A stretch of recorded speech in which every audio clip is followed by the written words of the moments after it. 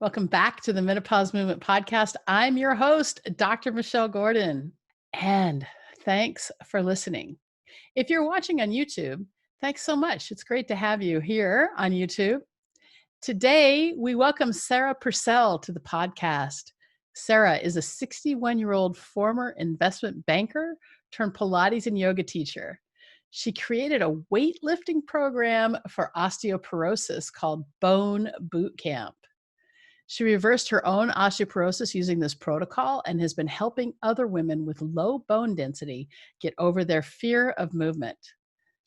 She works with clients in person in Florida and online via Zoom. She is the co-founder of Pause for Movement, an online workout program for peri and postmenopausal women that focuses on core and pelvic floor. Her goal is to spread the word that aging does not have to mean core and pelvic floor dysfunction and aches and pains that keep coming back. You can grow stronger and healthier as you age. During the podcast, we discuss osteoporosis versus osteopenia, Wolff's Law, the importance of building muscle to build bone density versus bone quality, taking back our health and our responsibility in our health, mobility as a function of range of motion, alignment and posture, the shoulder as a pivotal joint in all things movement. Now, we also don't spend any time talking about the core and pelvic floor. And so if you're interested in that, make sure you go back and watch the podcast or listen to the podcast with Erica Zeal all about the core and pelvic floor. And also stay to the end to find out some simple movements to combat those niggling aches and pains we all tend to start having in menopause. At the end of the episode, make sure you visit drmichellegordon.com/podcasts, where you can find the show notes plus the links to the books and resources mentioned in the episode. And if you enjoy the episode, make sure you subscribe to the podcast so you're always the first to know when each episode is released. And you can subscribe on Apple Podcasts or wherever you get your podcasts. And thanks for all the 5-star reviews. If you haven't left a review yet, please take the time to review the podcast. This helps more women to find it and get the help they need during the disruption of menopause. No one should have to go it alone. And thanks so much for being a part of the menopause movement. Now, let's get to Sarah Purcell.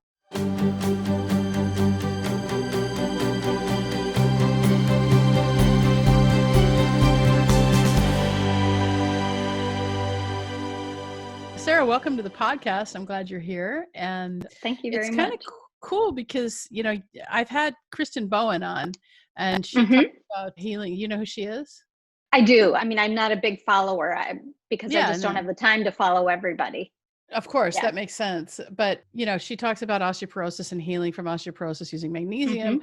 And so, now you help women heal from osteoporosis with movement. So you want to just talk a little bit about that? Sure. When I had my own diagnosis of osteoporosis when I turned 60, I am very petite and small boned. So I'd had osteopenia. I assumed using Dr. Susan Ott's calculator, she's University of Washington. It's well known that people with small body mass will have lower bone density just based on, we're talking about standard deviations. And so, I am a standard deviation. I was born a standard deviation.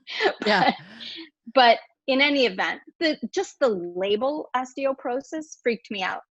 And I certainly did not want to take the medications. And my point of view on that, and everybody's got a different situation, and I don't judge anybody who takes meds, but for me, I've been a person who has always reacted poorly to medications. Okay. I can't even take very many, like a painkiller will make me I'll throw it up. So anyway, that being said, I knew that the side effects of the medications were not to my liking, as well as the fact that any drug that they tell you need a drug holiday, I'm like, Well, let's just talk about that for 1 second. I'm not an osteoporosis expert. I'm a surgeon. So I know about the bisphosphonates, and I know that they can really wreak havoc on us. But let's just talk Yes. about osteoporosis for 1 second about what it Yes. is, right? So Yeah. basically, we're not getting the calcium we need, and so we start eating up our bones, right? Correct. Yeah. Essentially. Yeah. And it can, there can be a lot of things, and I'm not a nutritional expert. I bring in nutritional experts. What I do know and understand from everything I have researched and learned is that the first place, and I'm sure you talk to clients or customers, patients about this, is it starts in the gut. If the nutrients you take in can't get into your bloodstream, they can't get to your bones or to your other organs. Hmm. So it starts in the gut. And so I always suggest that people see a really qualified nutritional expert, whether it's a functional medicine doctor, a nutritionist, but they need to see somebody who's dealt with people with osteoporosis. So many problems in the world. So I always suggest they start with nutrition. You can't, no amount of weightlifting in the world is going to help you if you don't have the bone building elements going into your body. So, And and what are magnesium is those? a really, well, there are so many, but the ones that I focus on is calcium, of course, but Yeah. there's a lot of controversy in the osteoporosis world about like, shouldn't you just get it from nutrition rather than supplements? Well, There is some controversy. there is controversy about this because one of the more recent studies in the last 5 or 6 years showed that exogenous calcium can cause atherosclerosis. So Yes. So your heart what suffers. that Yeah. means, so exogenous means taking it from outside, so not from a food source. And then atherosclerosis, of course, is like hardening of the arteries. Right. And we have to go back and really, talk about, in order to talk about heart disease, we have to talk about the fact that, what has really been shown over the years to cause heart disease is not fat, but sugar. And all of that Right. research was suppressed by the sugar industry. And then then on Exactly. top of that, we have all of the studies that have to do with heart up until recently, and recently meaning the 2000s, being done on men. So we don't have a Yes. good body of research for We women. don't.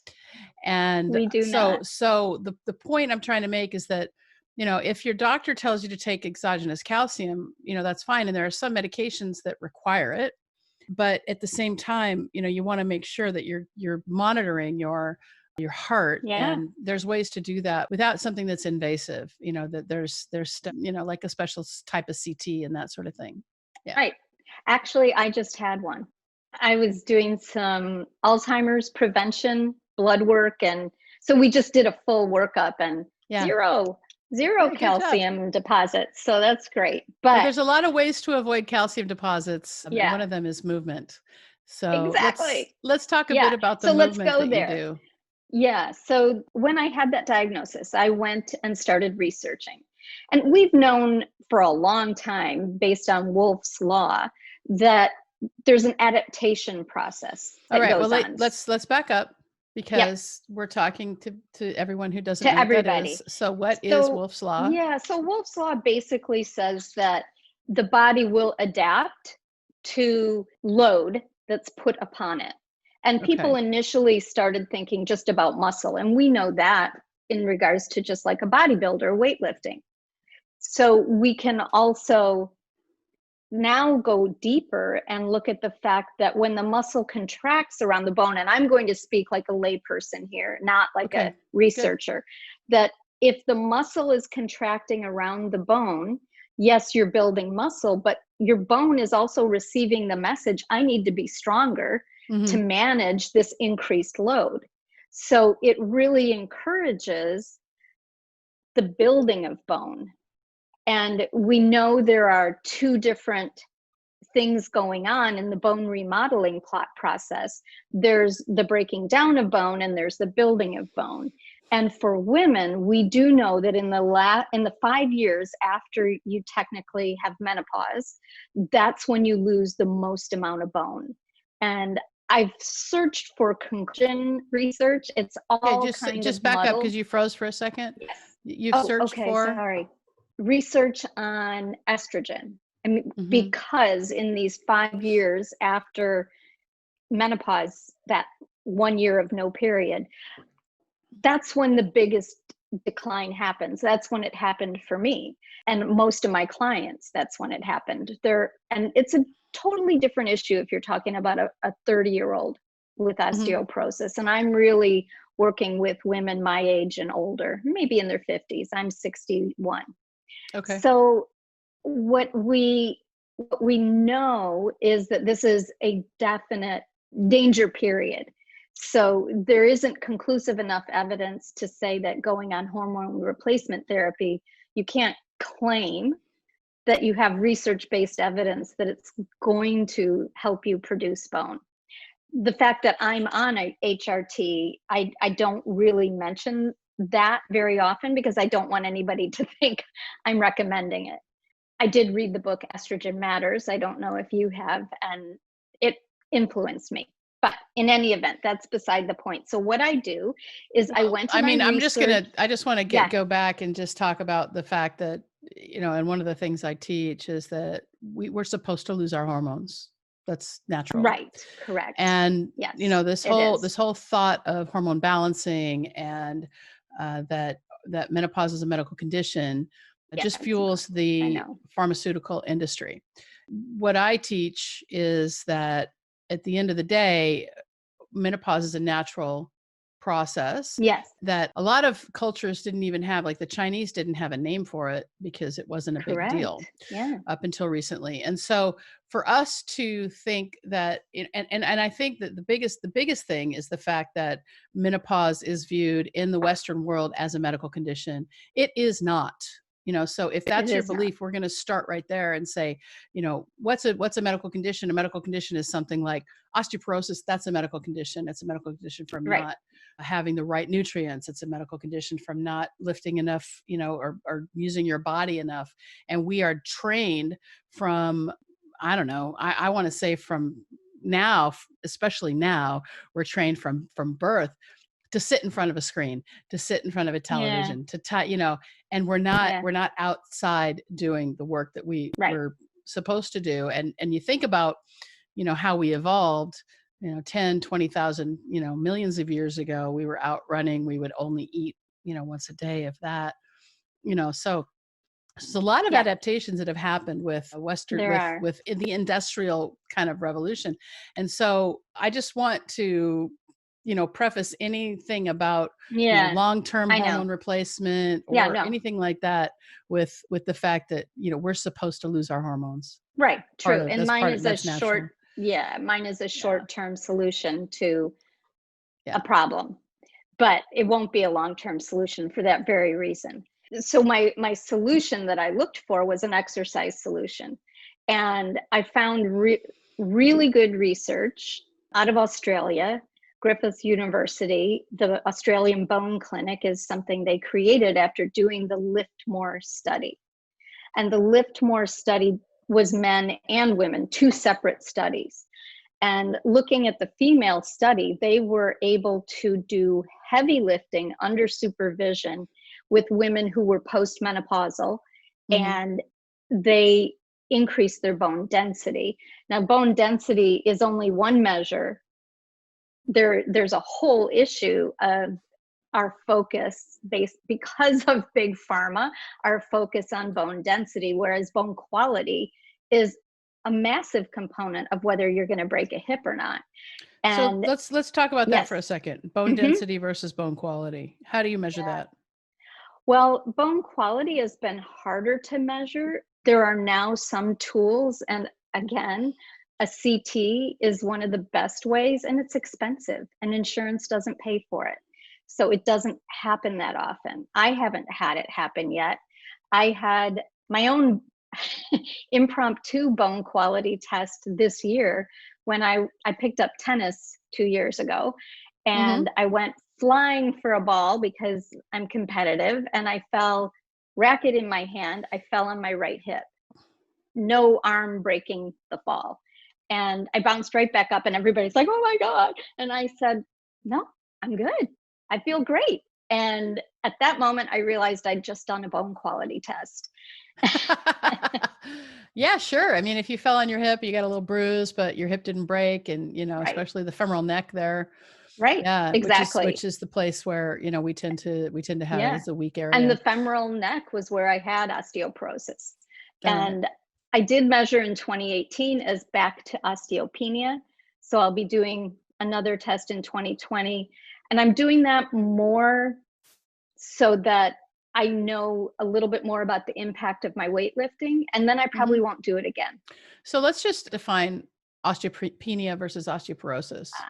So osteopenia was created by the World Health Organization when they were having their big Congress meeting in Italy, where they did the numbers and came Mm. up with how many standard deviations from the norm is osteoporosis. And it was really after they defined osteoporosis that they said, well, researchers are going to need something to define a period of time before you're in osteoporosis.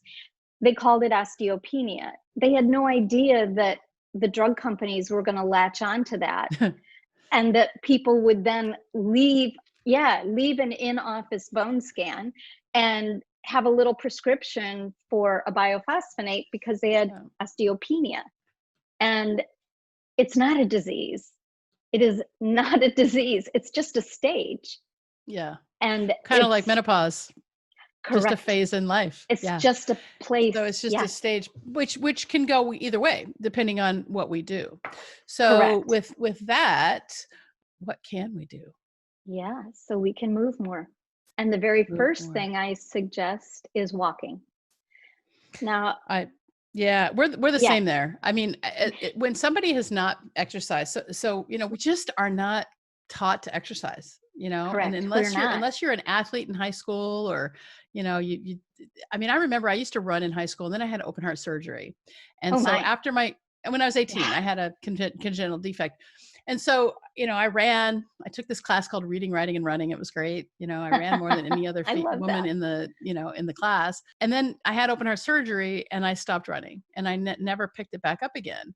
And I never really exercised until like Body for Life came out back in the 90s. Right. And Mhm. so I did that, and Mhm. I lost some weight, and I was in my 30s, and that was great. And then when I really wanted to, when I was perimenopausal, I didn't know I was, but I wanted to kind of get back control over my life after I'd started my surgical practice and things were kind of stable. I wanted to lose some weight. And so I said, well, let me do exactly what I was doing before. I'm going to lift some weights. I'm going to do some cardio. Couldn't shift the weight, could not shift the weight Yeah. at all. And, that's menopause. And so that's when I started like doing the research, and it's like, what's going on? And why can't I shift the weight? And why do I feel Yeah. like shit? That sort of thing. So we're not taught. And so let me just loop back.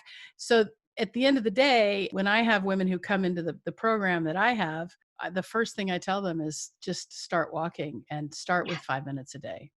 Right. That's it's easy. Right. And then when they get into the membership, we have progressive exercises that get harder and Yes. harder, but we Yeah. start easy, but every month Right. they get harder because we want them to do a little bit more weightlifting and Right. that sort of thing, because Yeah. we don't want osteoporosis. No, we don't. Yeah. Yeah. And I love what you offer because it's what I think every perimenopausal woman should be doing, Yeah. because it's like anything else. When's the best time to build bone? 20 years ago.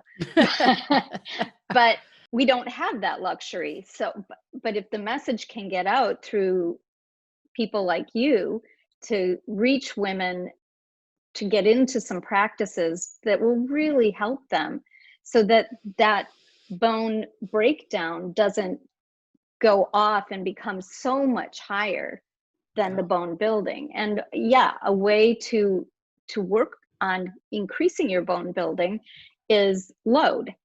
And load can be gotten through walking. Now you add weight to your walking. I walk with a weighted vest. Then you're having a little more impact. And that's particularly important for someone like me who's so tiny, that I need more weight because my walking doesn't afford my hip the kind of weight bearing that I really Mhm. need. Well, there's an interesting thing about the hip. When you lose 5 pounds, right? Mm-hmm. When you're 5 pounds lighter, you're taking 15 pounds of weight off the hip. And Yes. so, if you're at your ideal weight and you're super petite, then to not have enough, weight, you're going to Yeah. have a harder time building bone. Now, Yes. that's not an excuse to be overweight. That is No. just, Right. but I mean, It but is a fact. but at the end of the day, with somebody like me, I mean, I'm overweight and I'm working hard to lose weight and I run and all these things. And so it's really great because as the weight comes off, then my power goes up and my Yeah. ability to, run goes up, with Right. decreased effort. Right. And so, somebody like you who's already at ideal weight, then you want to add, so it Right. I really need to add depends. weight. Yeah, But it it's just like depends on anything you. else. Well, just like anything else. I mean, in menopause, right, there is no one size fits all answer. Right. And the Never. same thing in osteoporosis. And that's why, the doctors just want to write drugs because that's what we're taught. Listen, I'm a doctor. I get Right. it.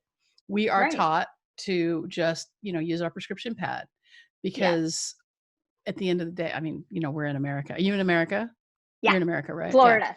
Okay. So, in America, we live for corporations. We don't live for the Mhm. human. We live for corporations. I mean, that's just, it's Correct. all about, profit. And so in our medical schools, we intentionally don't teach doctors business and we don't teach doctors anything but how to kind of manage a chronic disease, Correct. and Yeah. that's on purpose. That's all by design. Yeah. That's kind of like, wouldn't it be lovely if Medicare paid for a weightlifting program rather than a bone drug? Wouldn't it be great? But nonetheless, and that's when the bone But that's drugs went, disease prevention, though. Remember, that's disease yeah, I prevention. know. And when it comes to disease prevention, that doesn't give anybody any profit. Right. So Right. we have to take back, We have to the take take home ownership. message here is we've got to Hmm. take ownership of our health and we've got to take back control from, big pharma and Correct. the medical, whatever the medical industrial complex is now. Yes. It's our responsibility Yes, to take it that back. totally It's is. so I important. agree with you. It is vitally important. So I looked at the LIFTMOR protocol. I did look at a couple of other gentle weightlifting programs, and I'm a certified teacher in Buff Bones, which is a Pilates based movement, and Hmm. it's pretty much about getting active again safely and little 2-pound weights, and you can do a lot with that. And Yeah, you can. there have been studies on wheelchair bound people increasing wrist bone density with little weight programs. So Hmm. there's always something you can do. You can be 80 and help yourself. You can take charge. And no, not everybody can lift heavy, but you can start. There is bone remodeling happening, and you can start with 2-pound weights. So if you look at the LIFTMOR protocol, you get an idea of all of the key bone building sites to protect yourself, and then what exercises load those bones. And with an exercise history, I actually added on for the wrist, I added on some rotator cuff movements. But Hmm. when you're keeping a fixed wrist with a weight in your hand, you're creating that isometric contraction that actually does help. That's great. Um, Well, remember when you're doing something for the rotator cuff, if you're doing over 5 pounds, you're recruiting the shoulder muscles. So you only want to Correct. do 5 pounds Right. or less to Absolutely. to Yeah. make sure that you're doing the rotator, the sits muscles. Right. And what I show is 2-pound weights Hmm. for those rotator wrist builders. That's And cool. I suggest people, I start them with the functional movement of a hip hinge, for instance. A deadlift is one of the best all body things any woman can do. And Anything for the yet, posterior chain, right? I mean, oh my gosh, yeah. deadlifts and kettlebell swings. Yes. So I just started Yeah. teaching some kettlebell swings. I like people to be really good at their deadlift before they try a kettlebell swing. So many of us have this, particularly, well, I wouldn't say particularly females. So many of us have this chronic, awesome, efficient body cheat where we use our low back. for lack of mobility elsewhere. And that can so often happen in deadlifts and kettlebell swings, where your hamstrings, the posterior chain of your legs, are so tight that your low back will create the space for you to get down to the kettlebell on the ground. So, but the awesome thing about learning a deadlift is that phase when you're going down is an eccentric load. It's a stretch. It's a loaded stretch. Do you teach stiff leg deadlifts or? I do. I do. Okay. And I'll have people put the kettlebell for their deadlift up on blocks rather than curving their low back to get down there to lift. So it's very different from the way a heavy lifting gym would teach you, because the kind of squat, for instance, the squat I teach, we're never going down so far, even if you've got the calf flexibility, we're never going down so far that you're curling your bum under.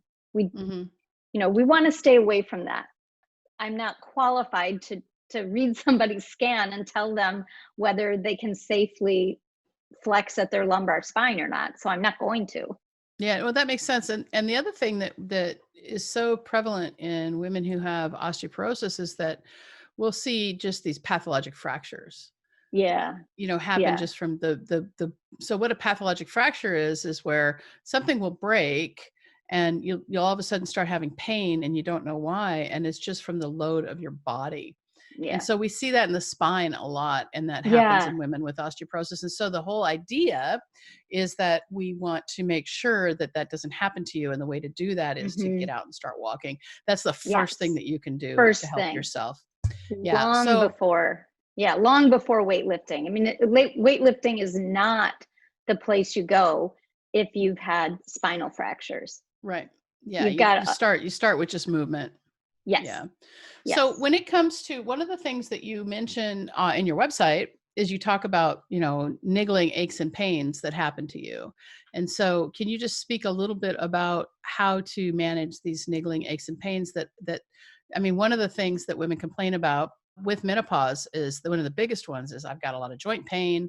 All of a sudden it's coming on, and there's the lack of sleep and there's the brain fog and there's all these things. Oh my God, yes.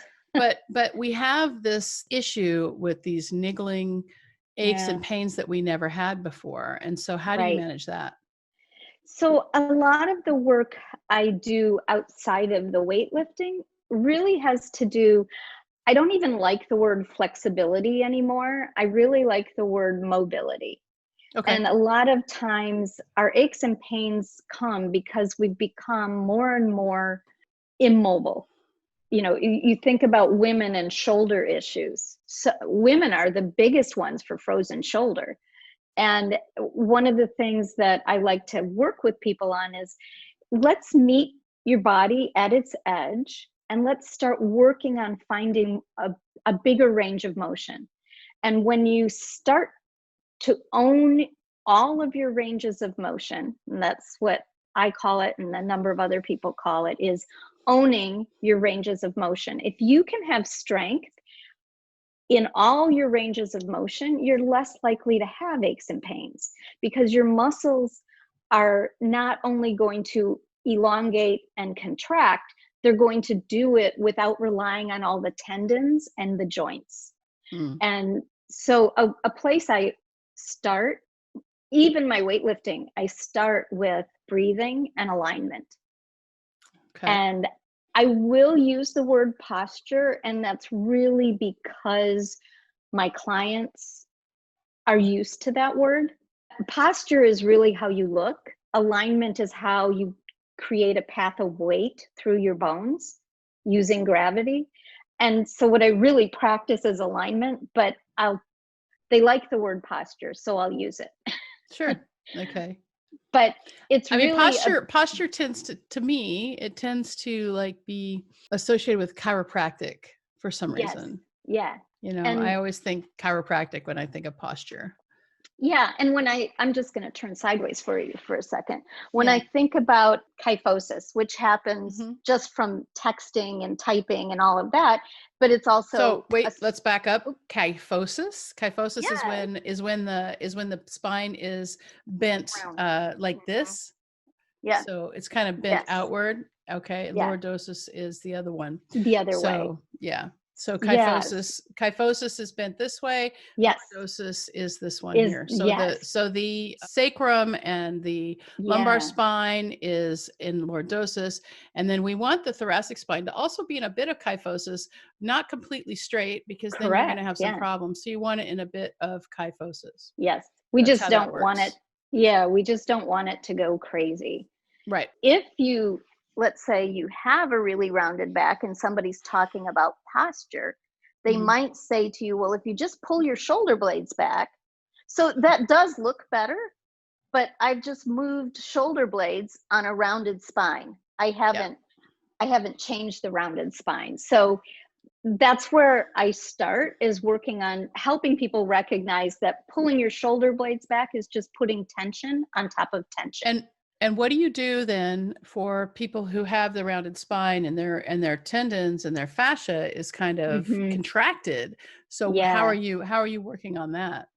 So movement, again, Mhm. if you think about how movement creates circulation, let's say we theoretically, we know more about fascia now. We can see it in amazing microscopic detail.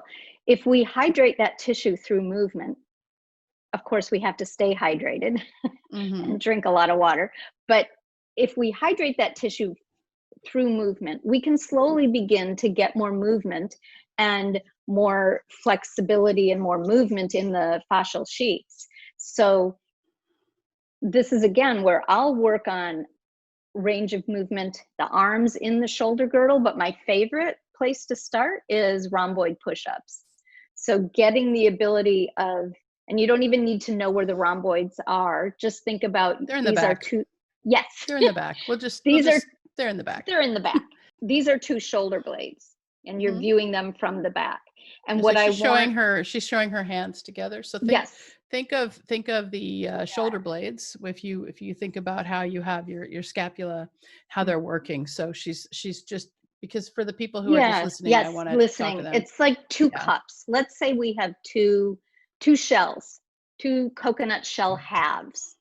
If the Okay. two coconut shell halves are your shoulder blades, what we want to do is figure out how to move them wide on your back, almost like those shells are going to wrap around towards the front.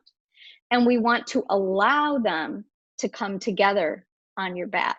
And I always use the word allow because I don't want people to get into their neck muscles, Mhm. and I don't want them like squinching and squeezing. So I'll talk about allowing the bottoms of your shoulder blades to come together. And if we do it on hands and knees, and so many people can't get on their hands and knees, but if you Mhm. imagine being on your hands and knees, if you were being a really schlumpy hands and knees posture, your shoulder blades would just poof, sort of fall together. Mhm. And if you pushed through the heels of your hands and tried to get taller, your shoulder blades would start to widen on your back. Now, are you And putting your hands together like a diamond push up, or no, so my they're hands far would under be underneath your directly shoulders? under my Okay. shoulders. And I would, and essentially what would happen if you're just sitting in space is your fingertips are reaching towards a luscious cake in front of you, and you're grabbing the cake, and Let's then eat your the cake shoulder instead. blades, yeah, and you're pulling that cake towards you without bending your elbows. So you're Got it. not going to get all the way to your mouth, but Mhm. that movement in space, when I first get people to just go for the cake and pull the cake back, that's their Right. So shoulder that's blades. just getting used to moving the shoulder blades. Yeah. That's really great. And I think it's important that when we talk about movement that we make friends with our body. Yes. So much of the time we tend to fight with our bodies. We tell ourselves we're fat, or we tell ourselves we can't do things. Hmm. And so we want to start just by saying, "Okay, body, let's see what we can do." And Yeah. start there, because it's really easy to get discouraged. When you're discouraged, then you're not going to want to do things. And motivation comes from achievement. And when you start to achieve, you're going to start doing more and more. And so it's really important that you start by just making friends with your body and starting where you are. Yes. Yes. And loving where you are, because your body has served you for all of these Yeah, years, and it's going to continue to serve you. And maybe it is because you haven't moved enough. Well, don't beat yourself up about it. You've got plenty of years going forward to move more. that's true. And, I've met so many women who are like, oh, I never ate right and I never exercised. And now look at this. It's horrible. I have osteoporosis. We have information. We know so much more. This is an exciting time to Yeah, it take is. charge and change your situation. And maybe Yeah. you don't reverse your osteoporosis, but you prevent breaks by learning to move more. Or you And stop it in its tracks. yes, you can stop it. You Sure. can stop Yeah. it. There's always something you can do. And just moving more will prevent falls because you'll be more used to moving more. And yes, the most current research does say that fall prevention programs do not stop the percentage of hip breaks in elderly, like over 70. The But the that biggest doesn't mean you shouldn't do it. No, but the biggest thing about like let's say you fall and break your hip, right? The biggest obstacle that we see to people rehabbing from that is they're afraid of falling again. And so Correct. getting over the fear of falling is harder than getting moving now Yeah, before you fall.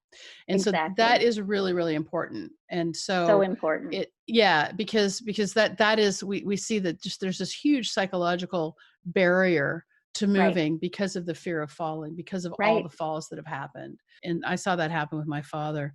There's a Yeah. book also I wanted to talk about, and I don't know if you've heard of it. It's called Younger Next Year. I have heard of it. I have not read it. One of the things that happens as we age is, oftentimes we stop working. And right now, I mean, we're Mhm. recording this in the middle of COVID where most people are home and have been home for 8 to 10 weeks. And it's starting to get rough. And we're home and we're like, what do we do? We don't know what to do. And remember, retirement is a lot like what's happening right now for people. We have to think about that, right? So as we Yeah, start to age, we want to start thinking about, well, what are we going to do when we're not working? And here we are in that. And this book, Younger Next Year, and he's got one, it's Younger Next Year, and then there's Younger Next Year for women.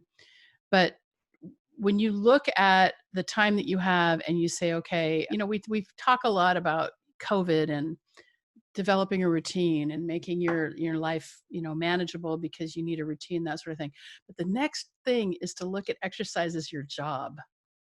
yeah, When you start to look at just moving your body as a function of being alive and something that is just something you do and not something you fight against right, yourself for, and you say, okay, I'm going to enjoy this and it's just something I do, then you don't have to use your willpower because, right. the willpower battery is full at the beginning of the day. And then as it starts to, you start to see things that, like, for me, it's potato chips, right? If I see potato chips or anything like that, I'm going to eat it. Doesn't matter how many times I see it, at some point I'm going to eat it. So I try not to see it, but the battery will go down, down, down, down, down, Yeah, down, yeah, down yeah, yeah. throughout the day. And so if you just say, okay, this is just something I do, it's just my job, then it's a lot easier to Yeah, get going. That's what I so find. true. Yeah. Yeah, yeah. That's part of why I answered questions coming from women who felt overwhelmed by the idea of a weightlifting program. And it's Mhm. exactly what you said. That's just like, oh my God, wake up in the morning and I have this obligation to go weightlift, which I don't even know how to do and I'm afraid of it. So I started a membership that Yeah. drips content in like 3 to 9 minute sections. I have weekly themes, and 5 days a week they get content on wrists and ankles or Mm.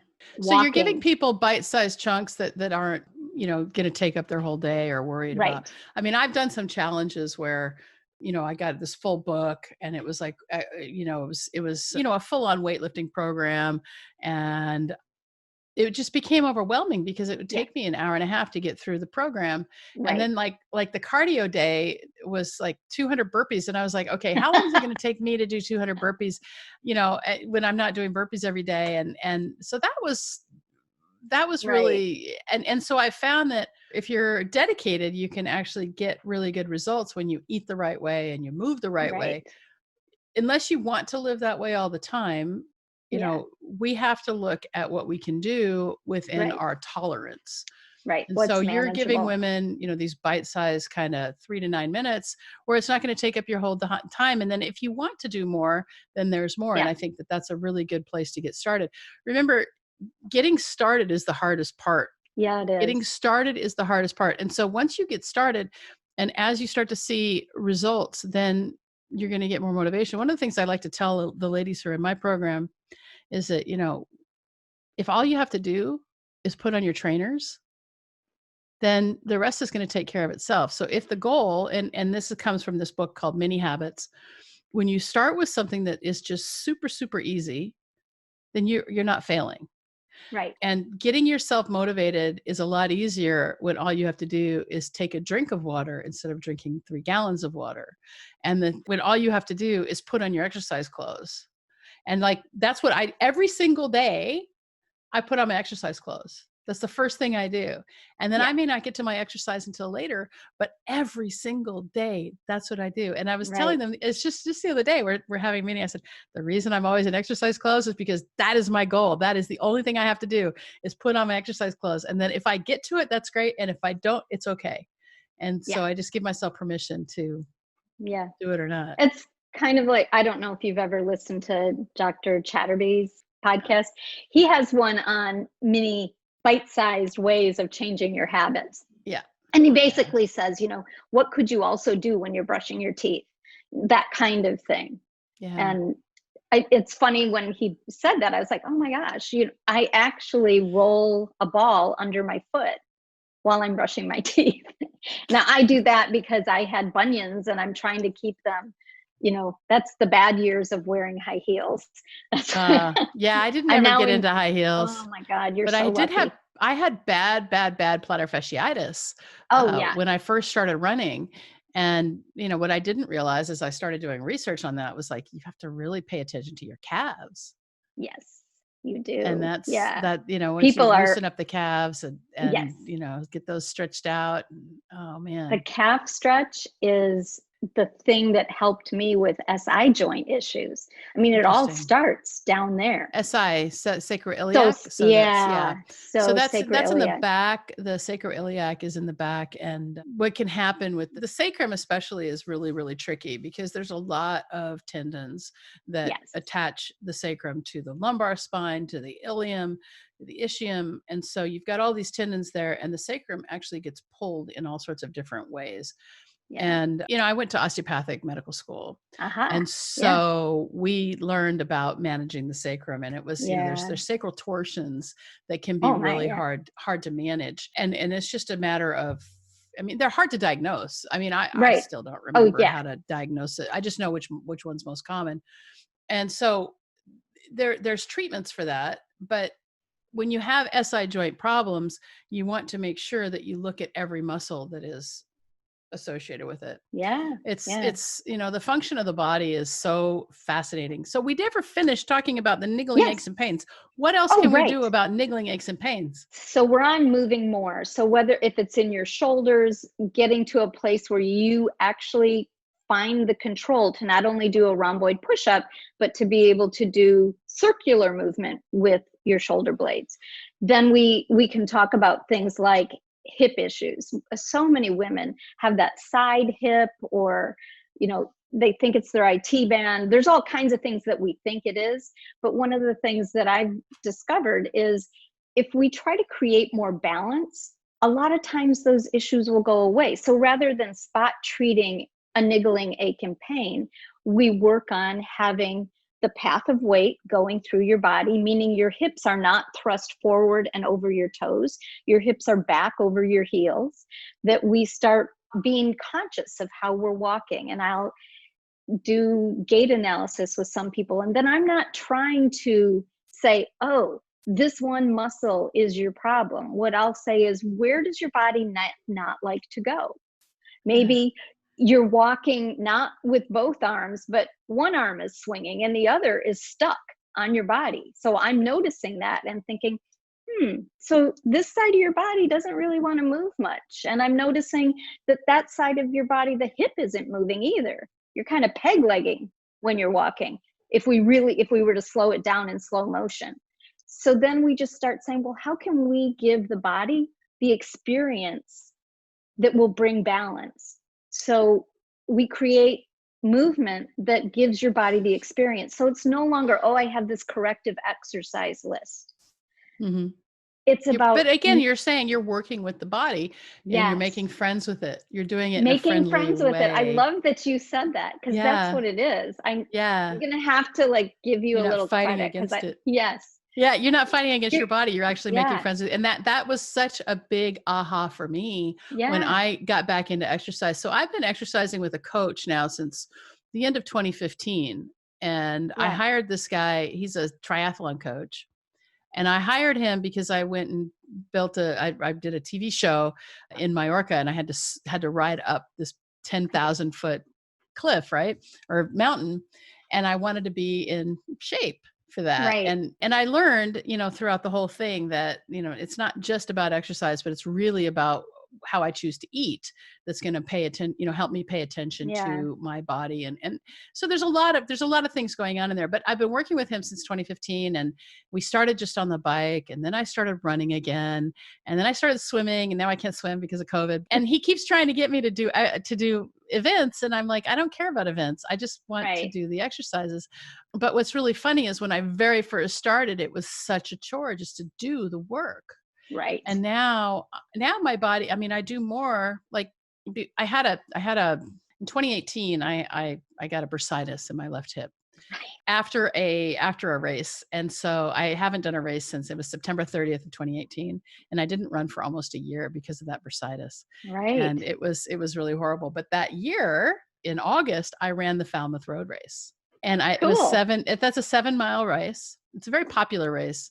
Yeah. And I did it in 11 minutes per mile, which, Wow. yeah, which I is, couldn't I couldn't do that. I don't and I had been training. I mean, we had that was the summer we had 3 cruises that summer. And I didn't drink at all. And I was up on the top of the ship running on the track every morning, just, at like 6 o'clock, and it was like 85% humidity, just, yeah, trying to keep things so I right. could do this race. And that was such a great accomplishment for me. And that's when I really realized that I can do more with this body now. I'm 55 now. I was Yeah. 53 then, than I could when I was 18. Oh, yeah. I am so You much know? stronger.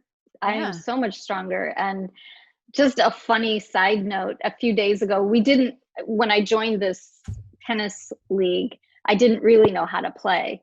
Sure. And I just found out on Monday of this week that had there been a banquet, I was going to win most improved player. Oh, that's so And great. I do say, well, I started at 0. So there's a lot of room for improvement, but it's because I'm stronger that I could do that. I It's not never just could have that done though. that. It's not just that though. I want to say that whenever we want to do something that we've never done before, we have to first thing we have to do is give ourselves permission to suck at it. Yeah. Okay. So, and I like to say this, I say this all the time, anything worth doing is worth doing very badly at first. Yeah. So remember, we had to crawl before we walked, we had to sit before we crawled. And so a baby doesn't get really upset every time they can't, every time they fall down when they're learning how to walk, they just keep getting back up. And so anything that's worth doing is worth doing badly at first. And Right. so it's really important to give ourselves permission to suck Right. and that It and to is. not get down on ourselves, because especially if you're a perfectionistic type, you're going to Yeah. think that you have to be perfect at stuff at the beginning. And once you give yourself, and women especially need permission because of the way we're brought up in this patriarchy. And so Yes. it's important to give yourself the permission to just not have a problem with it. Right. I And think then that's it's great. important to have a community like you have built where you can get support, Yeah. because it's the encouragement of, no worries. You've got this. Next time. Next time it's going to go the way you want it to. Yeah. And it makes a difference. It makes a difference to It have people does. encouraging you. That's I've true. certainly found that. Yeah, I mean, that's one of the things about menopause is that a lot of women in going through menopause feel alone Yeah. because it's so I did. disruptive. Yeah, Yeah. yeah. And so it's been so great to be able to get so many women to say, just to kind of like, oh, I'm not alone. Oh my God, and how can I build this community? And so we've got a nice community that we're really building, and it's growing, and we're super excited about that Yeah. here at the Menopause Movement. So So you gave us one exercise. You gave us this rhomboid exercise. What else could we do? Like, let's say we have like something for neck pain. What could we do quickly for neck pain? So for neck pain, one of the places that I start is, again, finding all your ranges of motion. So stretching is great. And Mhm. I love when you take your right ear to your right shoulder, and then maybe you reach your left arm away from you. Mhm. That's a lovely stretch. And then I Yeah. just have people notice whether they're rotating their head, because you really I'm only asking you to bring your ear to your Mhm. shoulder. I'm not asking you to change where your chin is. Right. And yeah, and so then we play with that. But in the end, what I'll do is start asking someone to, when they're in that position with their left arm extended, now play with the rotation so that your hand moves palm up, palm down, and you're Mhm. rotating your hand and you're just noticing what you're feeling in there. And then I might actually move to head circles. Ah, And and these are from just there, little things you can do for little niggling neck pain. things. Yeah, Yeah. little things. And but then the funny thing is, even for neck pain, I'll then move them into the rhomboid push-ups, because so often we're creating tension, jaw, neck, upper back, because we don't have stability or range of motion in our shoulders. Yeah. So, so often, if it's happening rib cage and above, I'm going to end up working on your shoulders. That's great. It's Well, just where it is. it's been great talking to you. Where can Good people talking find to you? you. They can find me at sarahpurcellmovement.com.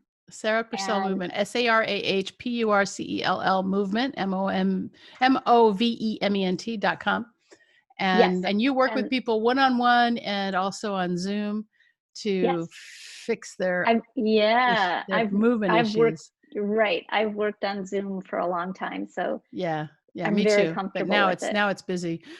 Yeah, yeah. Now it's really Yeah, busy. what I really liked about something you put on your website was that, we help you get through the tech. And that's, something, women in this age group, tend to have a problem with tech unless they don't. Yeah, So, but I think right. that's really great because there's a lot of tech fear, and tech is not that hard.